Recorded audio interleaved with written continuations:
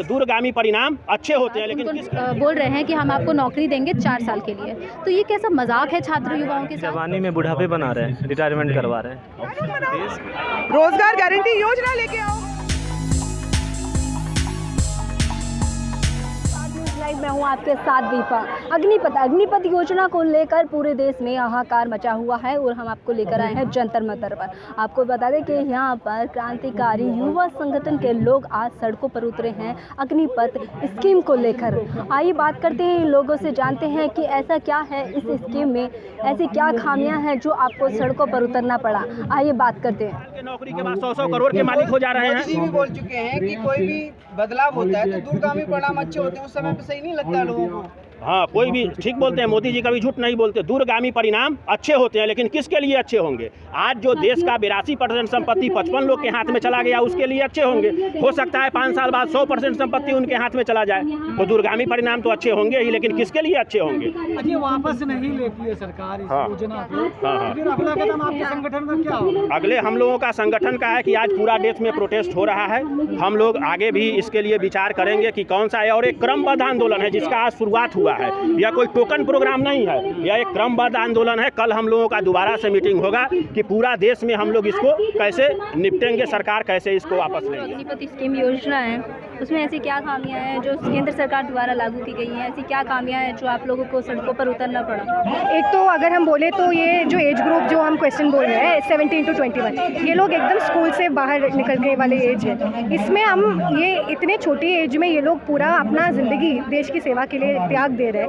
And at that point हम उनको बता रहे हैं कि इस 4 साल के बाद, इस 4 साल की ट्रेनिंग के बाद आपको कोई जॉब नहीं मिलने वाला, आपका कोई सोशल सिक्योरिटी नहीं है, आपको आर्म फोर्सेस से निकाल दिया जाएगा। इसके ऊपर हम देख रहे हैं कि ये सारे जो कॉरपोरेट महिंद्रा ग्रुप देखो या इन सारे MNCs जो देखो, काफ़ी सारे मिनिस्ट्रीज भी आके बोल रहे हैं कि इनके बाद अग्निवीर को वो लोग काम देंगे। पर अगर इतना इनके पास रोजगारी ऑलरेडी थे तो देश के नौजवानों को वो नौकरी क्यों नहीं मिल रही थी? एज की बात करें, एज तो अब उन्होंने विरोध कर रहे हैं तो 23 कर दी गई है। बात सिर्फ आप 17 to 23, 17 to 21 जो भी हो, ये एज ग्रुप ऐसा एज ग्रुप है जहाँ पे लोग कुछ एजुकेशन प्राप्त करते हैं एम्प्लॉयमेंट का। लेकिन सरकार दावा कर रही है कि 4 साल बाद वो 10 या 12 लाख रुपए देगी। उसके बाद जो युवा हैं वो बिजनेस कर सकते हैं, अपने ऊपर डिपेंड हो सकते हैं। बात सिर्फ एक कंसेशन लमसम की बात नहीं है ना, बात है कि सोशल सिक्योरिटी, उनकी और उनकी फैमिली की पेंशन, ग्रेट्युटी, इतने सारा जो बेनिफिट्स एक एम्प्लॉयमेंट गवर्नमेंट जॉब जो हम बोलते हैं देश में कि इतने सारे नौजवान गवर्नमेंट जॉब के लिए इसलिए जाते हैं क्योंकि एक स्टेबिलिटी मिल जाती है, एक ही उनको कोई नौकरी से आसानी से ना निकल पाए, उनके ज़िंदगी थोड़ा आराम से चले। अभी अगर हम देखेंगे तो हमारा अनएम्प्लॉयमेंट रेट इतना ज़्यादा बढ़ गया है, उसके ऊपर कुछ 45 करोड़ इंडियंस ने काम देखना ही बंद कर दिया गया। तो हम इतना बेबस सिचुएशन में है, उसके ऊपर ऐसा एक स्कीम पूरे देश के नौजवानों के लिए बहुत ही खतरनाक है। देखिए तो ये आपको पता चलेगा कि एक प्रो कॉर्पोरेट स्कीम है, एक प्रो कॉर्पोरेट पॉलिसी है, ठीक है। रही बात महिंद्रा जी बोल रहे हैं कि नौकरी देंगे, ठीक है, भाजपा कार्यकर्ता बोल रहे हैं कि आपको गार्ड की नौकरी देंगे। कानून बनाओ, रोजगार गारंटी योजना लेके आओ। मनरेगा के तर्ज पे शहरों में जो अभी अनप्रेसिडेंटेड अंधाधुंध बेरोजगारी है, नियम बनाइए ना। रिकमेंडेशंस नहीं चाहिए हमको। अगर हमारी सोसाइटी रिकमेंडेशंस पे चलती है हम बहुत आगे पहुंच गए होते, ठीक है। ख्याली पुलाव इनको अपने गाइडलाइंस डॉक्यूमेंट में बनाना बहुत अच्छा लगता है, कानून बनाओ। अच्छा, प्रधानमंत्री मोदी ने एक भाषण में कहा कि भाई जब भी कोई रिफॉर्म आता है तो शुरू में लोग उसका विरोध करते हैं, 10-15 साल विरोध होता है, लेकिन बाद में लोगों को ये समझ में आता है। सवाल ये है, ये रिफॉर्म किसके लिए है? क्या ये रिफॉर्म जनता के लिए है या ये रिफॉर्म कॉर्पोरेट्स के लिए है? हमारे देश में जो भी रिफॉर्म के नाम पे लाया जाता है वो पॉलिसी या तो अमेरिका लिखती है या अडानी अंबानी लिखते हैं, ठीक है। यहाँ की जो जनता है उनकी जो ज़रूरतें हैं, उनकी ज़रूरतों के लिए जो नीतियाँ चाहिए और उस नीतियों को लागू करने के लिए जिस राजनीति की ज़रूरत है वो भाजपा करने के लायक है। देखिए, बात ये है कि एक बात जो हम लोग देख रहे हैं बहुत लंबे समय से कि ये जो सिस्टम है, ये सिस्टम और रोज़गार पैदा करने में अक्षम है। ये सिस्टम और रोज़गार नहीं पैदा कर पा रहा है।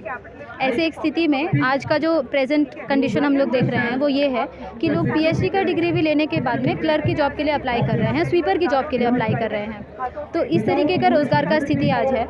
ऐसे एक स्थिति में जब आर्मी के लिए ये लोग प्रिपेयर कर रहे थे और उस प्रिपरेशन में खुद को पूरा झोंक दिया था, फिज़िकल ट्रेनिंग की बात हो, चाहे इमोशंस की बात हो, चाहे फाइनेंस की बात हो, हर एक तरीके से इन्होंने खुद को पूरा झोंक दिया था। और इतना तैयारी करने के बाद उनको बोल रहे हैं कि हम आपको नौकरी देंगे 4 साल के लिए। तो ये कैसा मजाक है छात्र युवाओं के साथ? 4 साल की नौकरी, और वो 4 साल के बाद क्या होगा? तो ये जो पूरा कॉन्टेक्चुअलाइजेशन का जो प्रोसेस चल रहा है, प्राइवेटाइजेशन का जो प्रोसेस चल रहा है, इस प्रोसेस के खिलाफ आज हम लोग को बोलना होगा। सरकार की जिम्मेदारी है कि हम लोगों को परमानेंट जॉब्स दिया जाए, लेकिन सरकार पूरे वादे करके आती है 2 करोड़ नौकरियां हम लोग देंगे। कहाँ है 2 करोड़ नौकरियां? तो ये पूरा स्कीम ही एक जुमला है।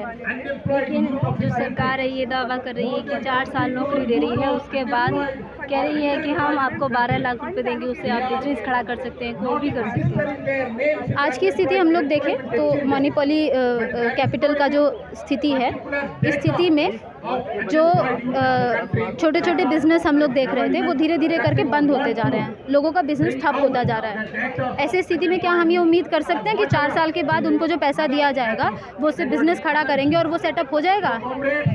तो ये एक बहुत बड़ा सवाल है। आज बीइंग द स्टूडेंट्स हम लोग ये जानते हैं कि किस तरीके से एक इकोनॉमिक सिस्टम काम करता है और किस तरीके से ये पूरा जो सिस्टम है वो मतलब पूरे सिस्टम का जो मैक्सिमम प्रॉफिट है वो प्रॉफिट किस तरीके से देश के कुछ चंद लोगों के हाथ में जा सकता है, इसी प्रोसेस में ये पूरा सिस्टम चल रहा है। तो इस प्रोसेस में क्या हम लोग ये उम्मीद कर सकते हैं कि वो लोग जो जितनी भर्तियाँ होंगी, हज़ारों लोग 4 साल के बाद वो अपना बिजनेस सेटअप करेंगे और वो सेटअप हो जाएगा और वो सक्सेसफुल हो जाएगा? तो ये तो कुछ 1-2 केसेस हो सकते हैं कि हो जाए, लेकिन सभी लोग क्या उसको कर पाएंगे? तो ये तो एक बहुत बड़ा सवाल हम लोग के सामने खड़ा हुआ है। जमामुल हसन है। सर ये बताइए अग्निपथ योजना को लेकर ऐसी क्या खामियां हैं जो आपको सड़कों पर उतरना पड़ा? इसमें फ़ायदा आप बता दीजिए क्या क्या है? नहीं, आप फ़ायदा बता सकते हैं, इसमें फ़ायदा क्या है गवर्नमेंट 4 साल की दे रहे हैं, कोई क्या? बिजनेस कर सकते हैं, जवानी में बुढ़ापे बना रहे हैं, रिटायरमेंट करवा रहे हैं। देश के लिए कोई से एक एज नहीं होता, ज़िंदगी भर अगर आप इस देश की सेवा करें तो भी कम है। जब वो भी बॉर्डर पे जब अपने देश की सुरक्षा के लिए आए तो इसमें तो कोई लिमिट नहीं। जो चल रहा 60 साल का वो तो चलने दीजिए। लेकिन सरकार तो कहती है कि आने वाले टाइम में सबको भाजपा कार्यालय में रखेंगे। अभी संघ के लिए काम कर रहे हैं, कल के डेट में भाजपा कार्यालय में आ जाएंगे तो रहेंगे और देश में जो नफरत फैला रहे उसके साथ देंगे। यही आप कहना चाह रहे हैं ना? गवर्नमेंट का यही सोच है ना। बोले भी ना, विजय वर्गीय जी बोले ना कि सबको आने वाले वक्त में जो पहला प्राथमिकता जो है दिया जाएगा भाजपा कार्यालय में, तो वही चाह रहे हैं ना कि अभी आप देश के सेवा में जाइए, जुनून बहाइए और उसके बाद भाजपा कार्यालय में आइए। क्यों? ये पूरी टोटली नथिंग देयर। इसका कोई भी वैचारिक मतभेद इसको मतलब प्रभावित नहीं कर सकता। और ये मोदी सरकार नहीं है, ये मोदी सरकार नहीं है, ये अटल बिहारी सरकार तो ख़त्म होने के बाद मोदी सरकार ख़त्म हो चुकी है। इससे पब्लिक को व्यक्तिवाद को हटाकर मेरी जनता को, इन लोगों को समझना चाहिए ताकि ये पता लगे व्यक्तिवाद का इस देश के अंदर कोई भी शासन संभव नहीं होना चाहिए। बस।